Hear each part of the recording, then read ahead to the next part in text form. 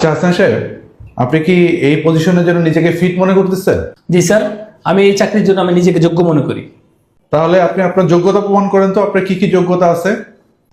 এই ধরুন, হালকা পাতলা কাজের পাশাপাশি বসকে তোষামত করা, বসের ইশারায় ওঠা, বসের ইশারায় বসা, আর টাইম টু টাইম বসকে তেল দেওয়া, প্রয়োজনে পা চাটা। বাহ। এই সব গুণ আমার মধ্যে আছে স্যার। ওয়াও, মেঘনা যেতেই বৃষ্টি। আপনার পার্সোনালিটি আমার খুব পছন্দ হয়েছে। আপনার ভবিষ্যৎ খুবই উজ্জ্বল, খুবই উজ্জ্বল। আচ্ছা হাসান সাহেব, সেকেন্ড কোশ্চেনে আসি। আগামী 10 বছর পর আপনি কোম্পানিকে কোথায় দেখতে চান? আসমানে?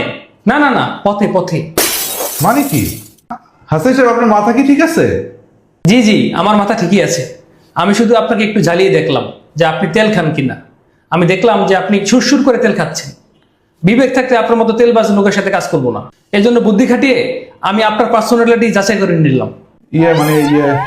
আরে, আপনি তো নাম্বার ওয়ান তেলখোর। আপনার মতো লোক যে কোম্পানিতে থাকবে, সেই কোম্পানি 10 বছর তো দূরের কথা, 5 বছর পর রাস্তায় নামবে।